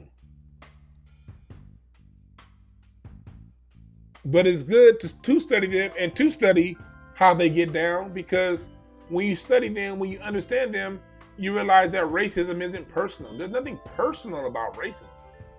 Racism is a system, people. And our media apparatus upholds it. So again, the reason why I'm having this broadcast today is to remind people, look,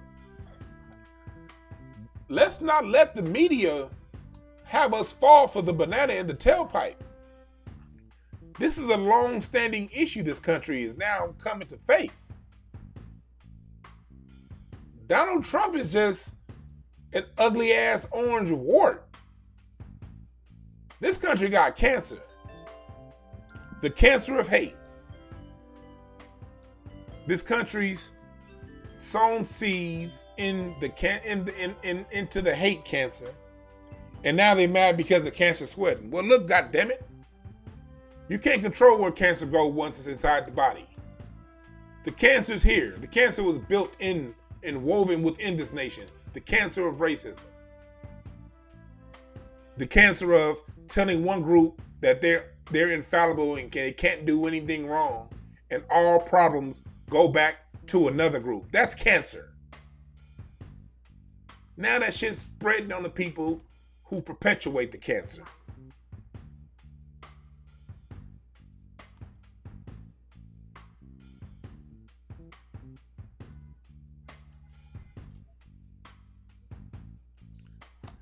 It's cancer. I appreciate that, Char. Yeah, that Foxhole, yeah, that was a year ago. Funny, that Foxhole episode I did was a year ago. I was looking on my Facebook memories. It was like a year ago last Sunday, or last Monday. It was a year ago Monday.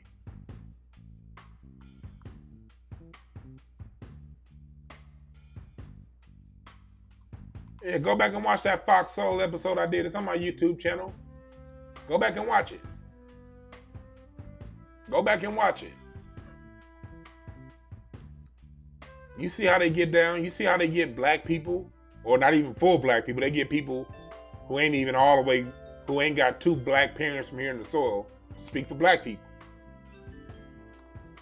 And these people, these are the same people that want to pin this past week's activities on Trump.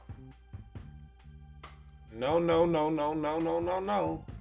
This shit's it's been a long time coming, but I know a change gonna come to end white supremacy. And niggas are gonna make it happen. Oh, yes, we will.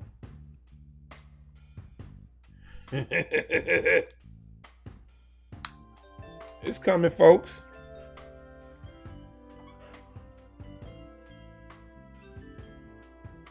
Which leads me to the final point I want to make today. It's a bit of a departure from what we're talking about, but it still makes sense. Damn, the website that I had up, goddamn, wants to now put up these ads, so I can't show you. Hold on. No, I'm not turning off my ad blocker, motherfucker. Okay, here we go. Biden will call on Congress to immediately cancel $10,000 in student loan debt.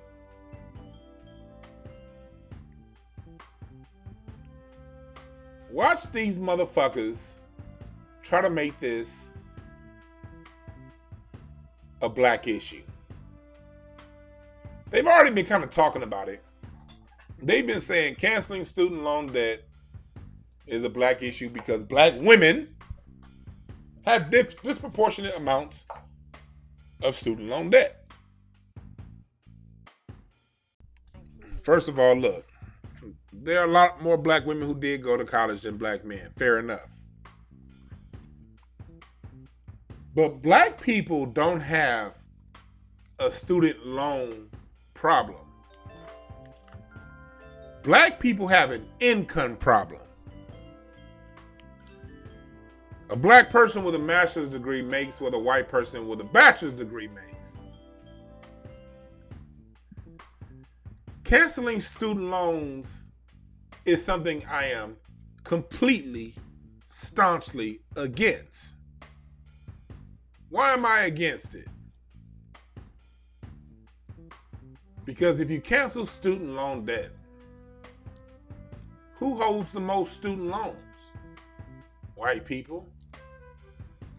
The only thing stopping these people from buying whatever is left of the hood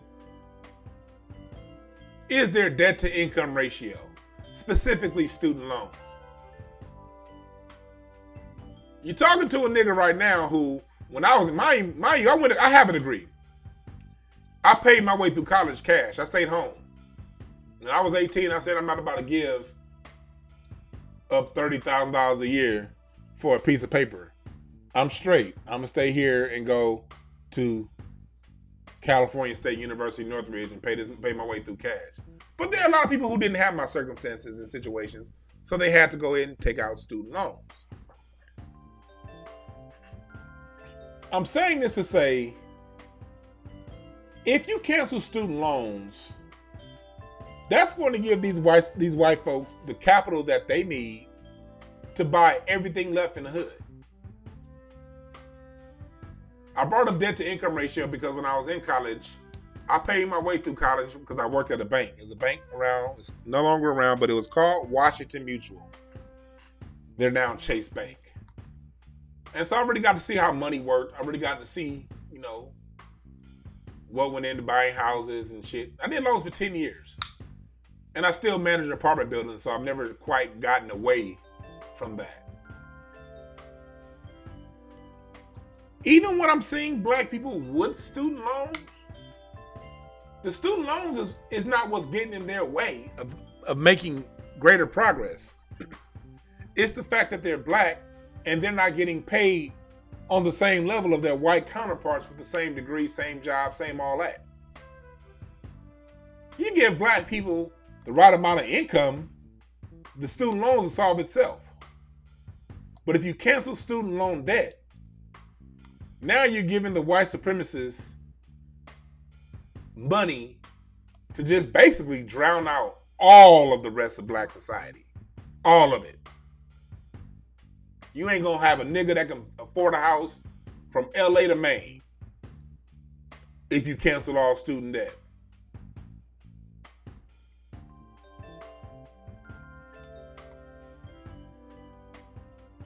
Yes, student loan debt can help select black people on a select individual level. Oh, I have no doubts.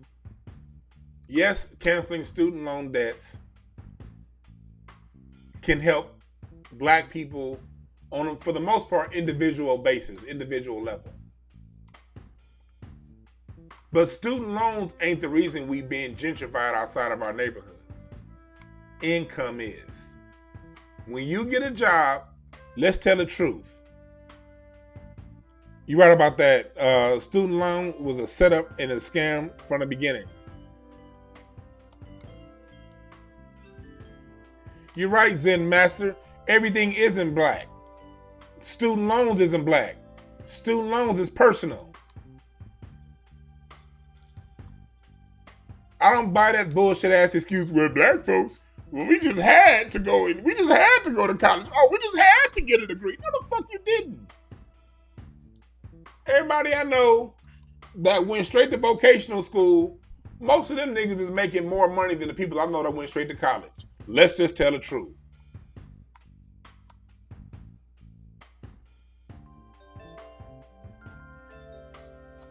I remember when I was in college, I saw that shit.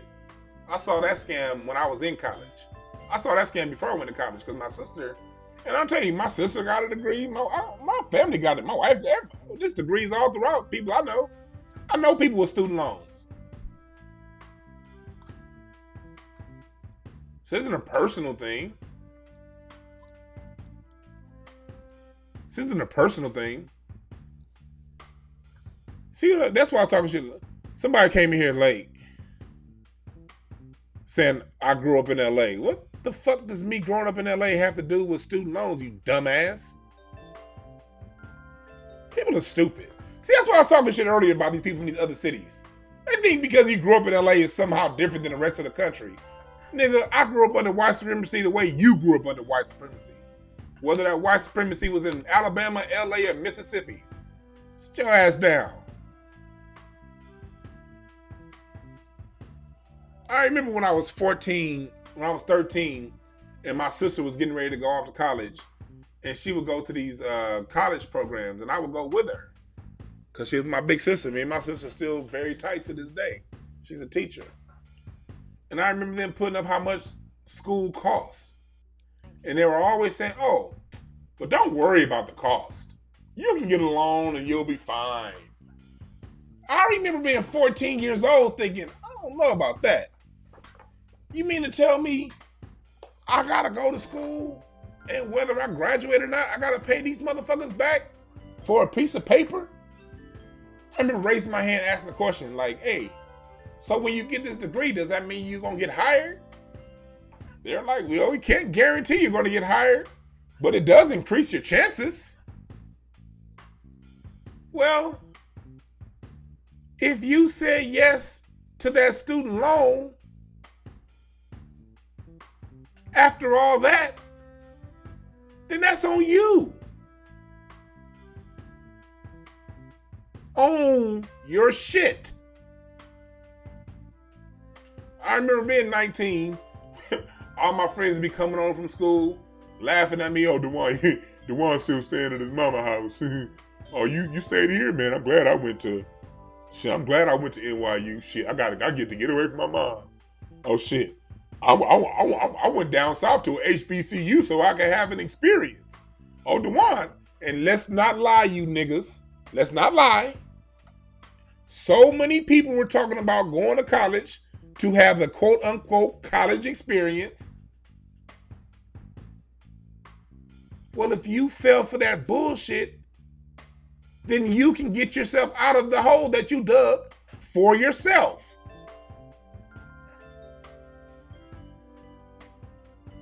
Because I stayed home. And if I didn't stay home, if I decided to go and stay on campus, at least it was people smart enough like my sister. At least it was part enough. If you don't stay in the state, at least stay on campus in your state. So now you only owe back $20,000 or $30,000 in debt instead of $100,000 in debt.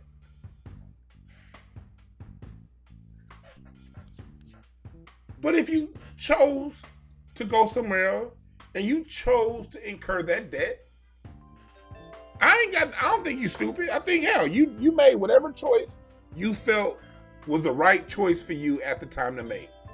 Salute. Now you can make them payments on time. And keep making them motherfuckers on time too. Because there was a lot of us that said, man, fuck that debt. I'm going to make another way.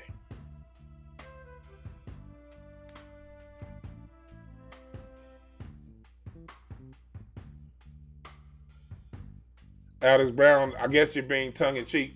I guess the student loan is being irresponsible. Well,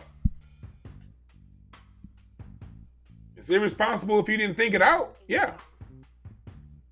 Yeah. If you didn't think it all the way out, that's irresponsible.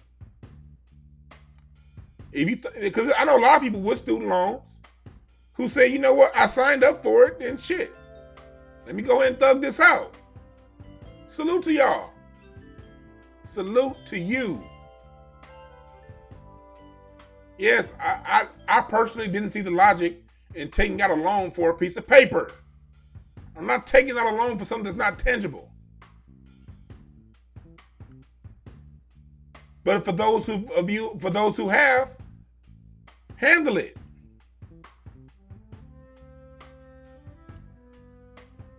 Because like I said, this here,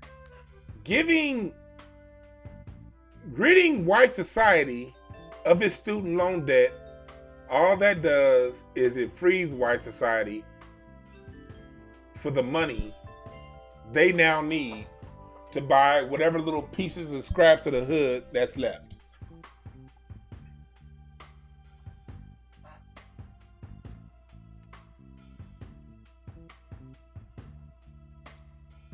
Student loan debt. We got to take responsibility here, people. We got to take responsibility. We have to own our decisions. We have to own our decisions. Own your decisions. I'm for student loan debt being canceled after black people get reparations.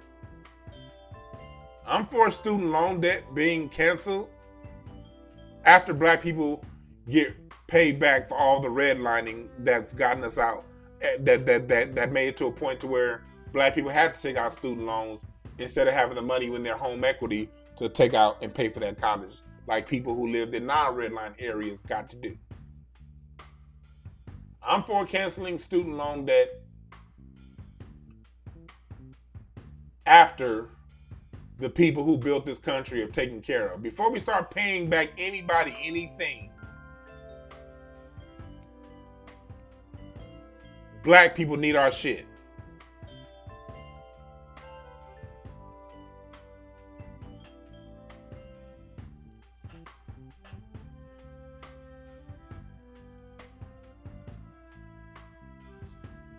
Who's teaching them though? Yeah. You know the thing about it?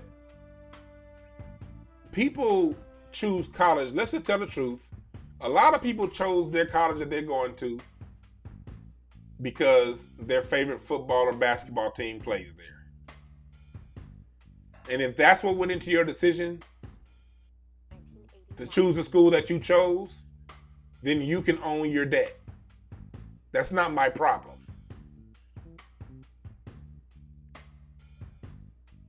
It's not my problem.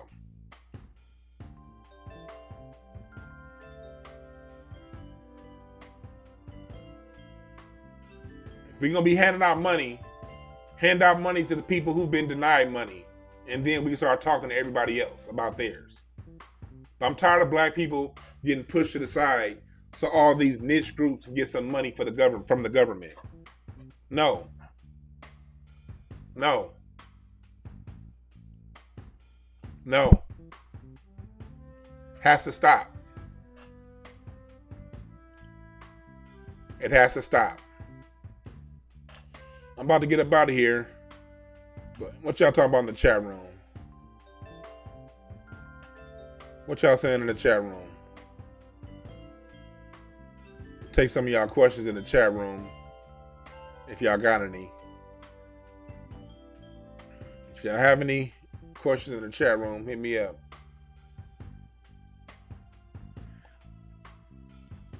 Let me see here. Yeah, school teachers say go to college. Yep. Yeah, like, cause y'all know me. I work with kids, and I remember for over 15 years, my program has been, when it comes to what do you do out of high school, my program has always been, you find the gifts that are within you, and you cultivate those gifts, and that's where your money, that's where your career, that's where your path lies. Now, if that path requires you to go to school and get a college degree, then by all means, go to school and get a college degree. You want to be an engineer, scientist, doctor, mathematician. If your true heart's desire requires you to get a further education, then by all means, get that education. But the reason why college is going to be so expensive is because everyone now is going to college just because it sounds good. That whole going to college just because you want to go to college, That's why student debt is skyrocketed. Because these schools can charge anything the fuck they want to charge because they know you coming regardless. You got people who are good with their hands, can fix anything that gets broken, going to school, getting a liberal arts degree, instead of going to vocational school and becoming the best mechanic, machinist, handcraft person they can be. People, I remember when I was in high school, they'd be like, I remember I used to ask that question to the people and like, hold on, but what if my talent is plumbing? They used to, back in the 90s, they would still say, well, go to college, get a degree, and if you still want to be a plumber, then get your plumbing. At least you have a degree to back. No, just get the fucking plumbing certificate. You don't need no goddamn degree. And then people develop that mindset of only using college if it needs to be used. College can't charge what the fuck it's charging. Get it? College can't charge whatever the fuck they want to charge if the consumer is being intelligent on whether or not they go to college. They can charge what they want to charge because they know your dumb ass is coming regardless. And they know it's a good chance you ain't even gonna finish. All they need you to do, every year, all they need is a new crop of people to come for 1 year, one semester. We got your money. Point seen, money gone, as my dad used to always say. Point seen, money gone. Versus if you have a group of people that are using college intelligently, they're going to college to get something that cultivates the gifts within them, you're going to have far less people going to college, which means college is going to have to charge far less money, which means you'll have a lot more happy people on earth because you're dealing with a group of people who've chosen themselves over what society has said is best for them. I got a question from the chat room. What issue should we focus on as a community in 2021? Simple. Yourself. It all comes back to focusing on you. Those things that are inside of you, those desires that are inside of you, focus on cultivating those. Because you can't help the society unless you help yourself first. Helping Black society is helping yourself. Solving Black issues is solving your own issues. I'm not here talking like some nigga that know it all. I'm here talking like a nigga that had a fuck ton of issues who's taking my time to do the best I can to solve said issues. That's all. Black society needs to train and debrief the youth. If you have children, don't let them just watch the news and just walk away. Or don't let them see a story like what's going on with this COVID, with Trump. Because that little child's mind don't have the context to really put together what's really going on. As a parent, as an uncle, as an aunt, as an elder, it's our job to debrief the youth as to what's going on in the society today. And that's partially why I do these broadcasts, to help debrief. If you have an issue debriefing these things yourself, have them listen to me. They can stand a little bit cussing. These kids deal with your nasty ass stank breath. They can deal with me cussing for a little bit. You got to debrief the youth as to what's going on so they grow up knowledgeable. Because white society debriefs their children. That's why white children understand racism by the rules of racism by the age of 14. And our kids don't. Because we be ignoring this shit, hoping to go away, while they're training their children to perpetuate it and keep it going.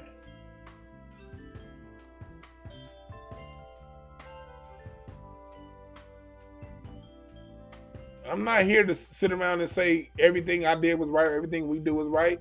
My whole point is to learn from what we did wrong and fix it fast as possible. You're right. No leaders. Thank you, Monique. No leaders needed. Only leader needed is an ideology, a black first ideology, and everything else will take care of itself.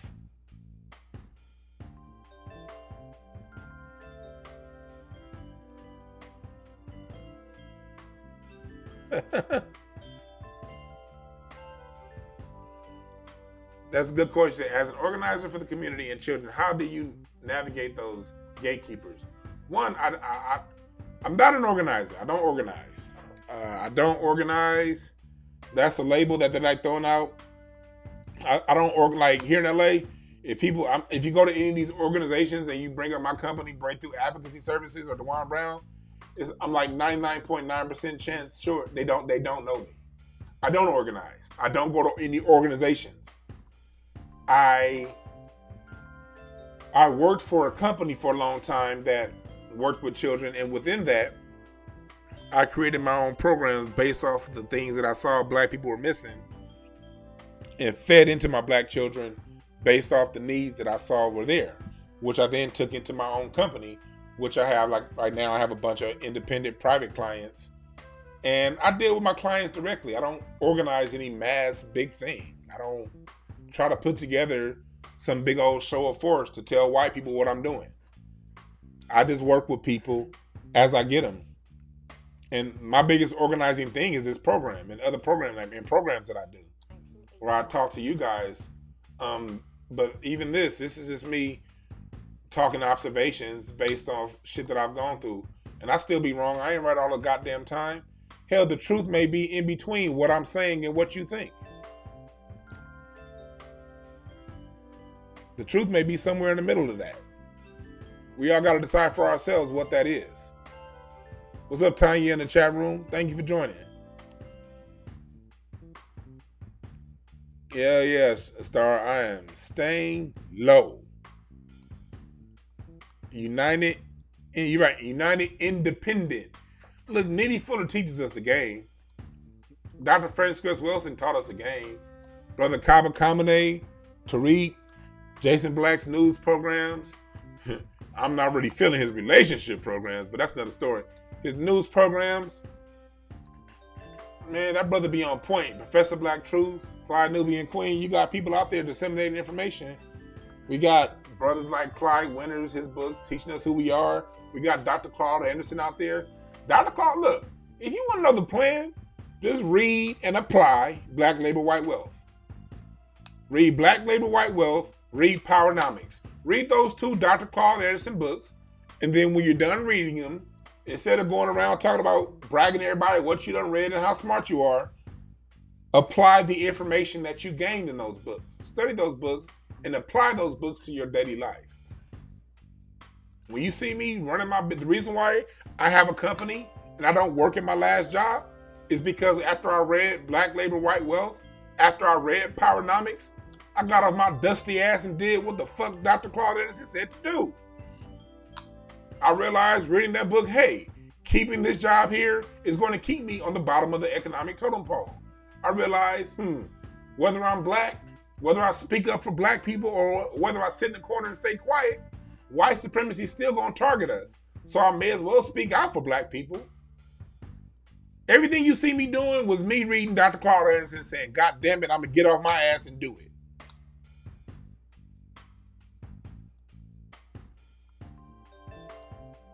That's what this whole program is. That's what my whole company is. Everything that I do was me reading black people who had the plan and applying their plan to my life. That's what this is. And that's what we all can do. Apply it in the way that you feel best for your life.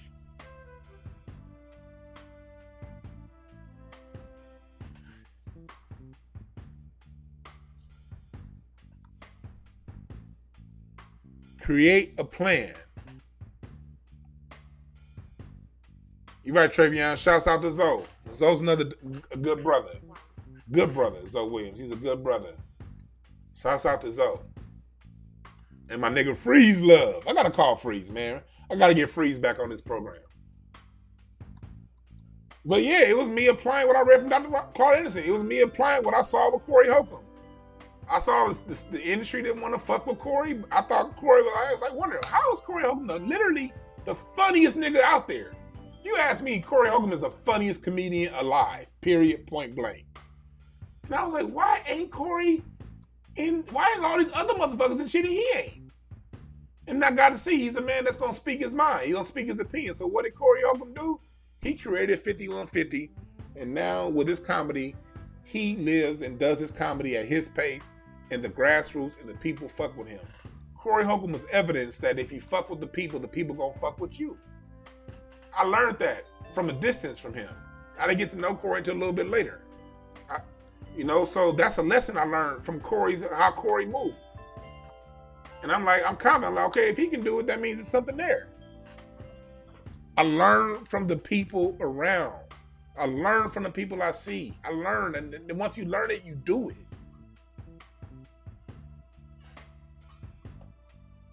That's how it works. Learn, then do. That's the lesson for today's program. And the other lesson is debrief the children, debrief other black people as to what we're seeing right here.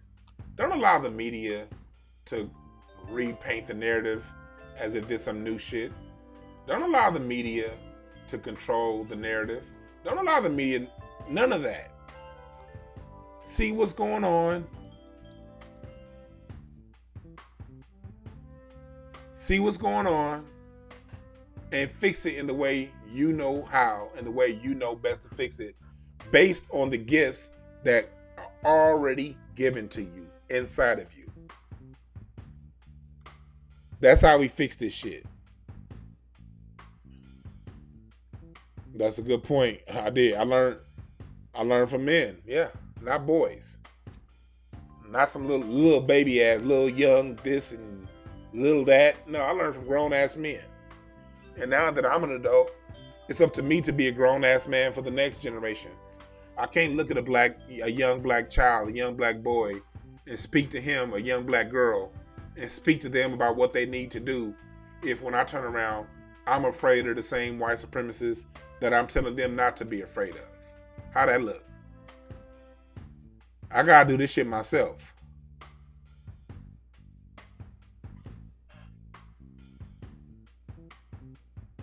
So yeah, that's it.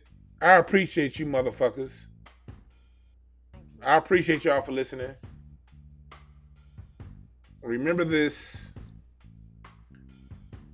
There are no perfect messengers. No perfect messengers. Only perfect messages for those who are willing to receive and pick up the game. Get your t-shirts at hotepish.com/apparel. I submitted my new Martin Luther King shirt. Hopefully this one gets approved. So far it hasn't gotten disapproved, but I'm not gonna put it up on my website. Last time I just put it right up on my website without getting the approvals first. So hopefully now I submitted my new one. If this one gets printed up and approved, I'm gonna put it up on the website. If they don't approve it, I'm gonna keep reworking it until they do. My name is Dwann B. See us on Craig Facts on Tuesday, and I might see you motherfuckers again tomorrow or Tuesday before the show. Either way it go, it's gonna be random. Y'all know me. I try to do the schedule thing. I'm not a schedule kind of nigga. I kind of just jump up and do it as I feel it. Thank y'all again for listening. I'm out.